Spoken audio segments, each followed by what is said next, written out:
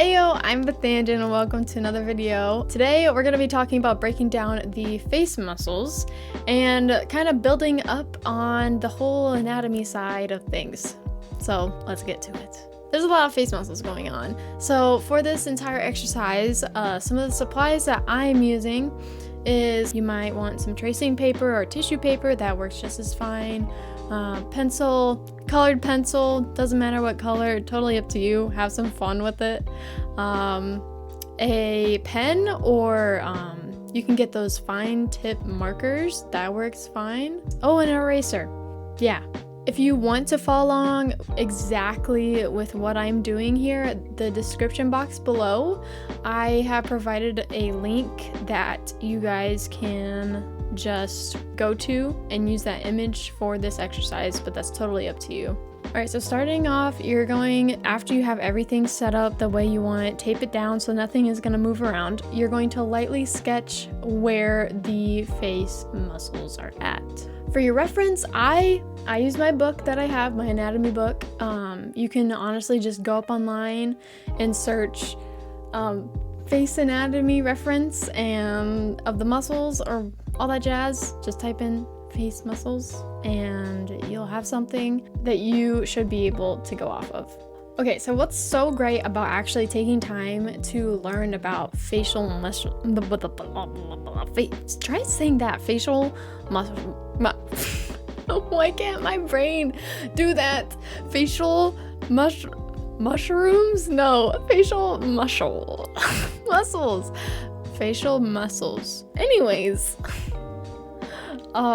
what's so great about learning this is that you can visually see and understand what's going on underneath the skin when drawing people and all that. Learning in depth of the anatomy and everything is really gonna help you with, if you want to go into hyper-realistic things, that's gonna help you a lot in the journey.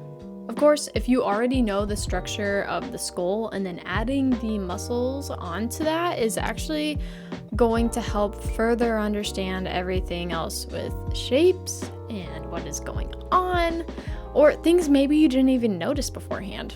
At least I know for myself, learning this way helped me the most to understand portraits, because of course you could say, okay, generally, I will say this, I will overrule this thing. People say hands are the hardest things just because of how much they can move, but facial structure, all this, but your face in general is going to have so much more intricate details, and there's just so much going on. You can have more expressive looks. You could honestly, just doing like a plain face look with no expression in it itself is really challenging.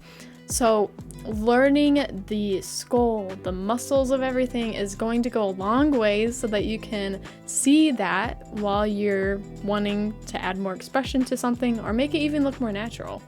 The number one thing that I feel like it's kind of like, a lot of people say you don't need to learn names of things, or you do need to learn things like the names of everything. And there's just like two sides of people that have their own opinion. And myself, I tend to agree you do not really need to learn all the names of everything. That's just the way it is. Unless there's specific muscles or bones that stick out to you personally. Like for me, I talk about how in the skull video, like the zygomatic arch, or the bone, your cheekbone, that for me is something that I have personally wanted to learn or wanted to remember.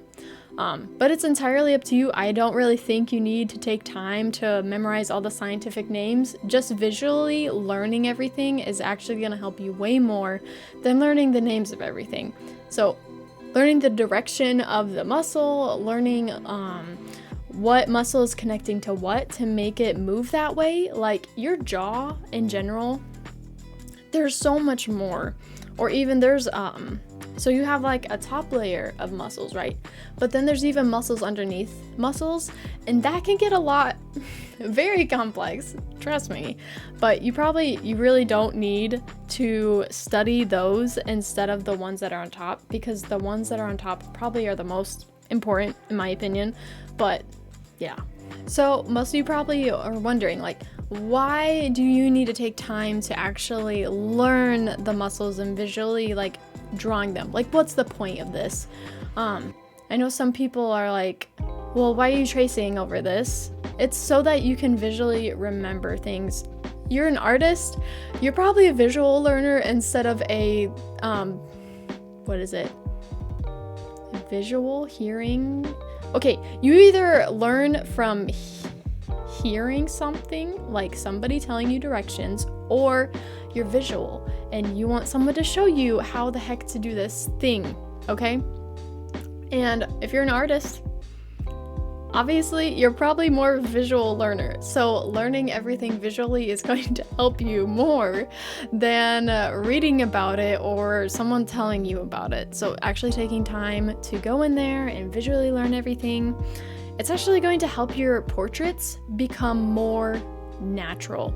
I did touch on this a little bit earlier, but obviously doing hyper realistic portraits is very challenging, okay? But when it comes to like wanting your portraits and your subjects to look more natural, in my opinion, there are artists out there that are hyper realistic, but there's just something off, okay? To make something feel real, for humans at least, just learning the anatomy and the structure of everything is just going to come to you more naturally, and you're going to be able to see like the value ranges and where everything is taking place. Like for instance, your eyes have so much muscles going on here, like all around the entire eyelid, or even your jaw, like how expressive your mouth can be with, it's just, there's so much information going on to where people don't realize it because they just see, oh, nose, oh, eyeball. Like, you need to take more time into learning what's actually going on. Yeah, that's the best way I can explain it. And so in the long run, when you're taking time for yourself to learn these things, you're going to be able to produce artwork that looks a little bit more natural, and it feels like a person, if that makes any sense at all. All right, so after you've gotten a rough sketch of everything, usually I will take like an eraser and lightly erase over parts where it's a little bit more darker than areas, so yeah. And then you will go in with your pen or your marker that you have to start outlining the muscles themselves. Normally I will add some directional lines so that I know where the muscles are headed or where they stop and start. This way that you can actually see, because obviously your entire face is not made of muscle. Newsflash, it's not all muscle, but just to know where the start of everything is, because it's just gonna help you in the long run, to be honest. And then occasionally, obviously, you don't have to do this, but I just like to go in with a colored pencil just to know where everything is at and distinguish it even better. Obviously, just use some line weight and all that jazz, and you're gonna get something that looks relatively close to what a muscle would look like. When you're also doing this exercise, note where there is more muscle in areas than others. For instance, if you look around the eyes and the mouth and jaw area, there is way more happening here than there is like in the nose per se, or like your skull. Obviously there is muscle going on, but like for the nose or the skull, for instance, there's just not as much happening there, that in my opinion it's not as important as what the mouth, the jaw, and the eyes are going on. There's just a lot more going on there, okay? Even if you wanted to, I don't think you need to, but if you want to and you're a nerd like me, you can do a little bit more research about some of the muscles that are underneath the main ones. It gets you even more of a better understanding of why and how you can make different facial expressions and stuff. It is kind of helpful, but at the same time, I think if you had to prioritize things, I would put I would put the main muscles that are on the top layer of muscles at the top, learning those first instead of reverting back to the under layers of everything, because obviously you'd rather want to learn the main ones first rather than the secondary ones. Even though they're all important, but it's up to you. And then if you wanted to, I added some extra lines to signify where bones are at, or I added the pupils of the eyes just because it was looking a little creepy, so I wanted to just add that in. It's really not that challenging to learn stuff like this for artists, and it's crazy to see afterwards when you're starting portraits, like you realize like, oh my gosh, I see this now, like all the different layers of muscles that's going on with your lips and everything, like all that jazz. It helps out a lot. It made my artwork, I know personally, like 10 times better. It just, things work in process a lot faster since I have studied those kinds of things, so hopefully it does the same for you.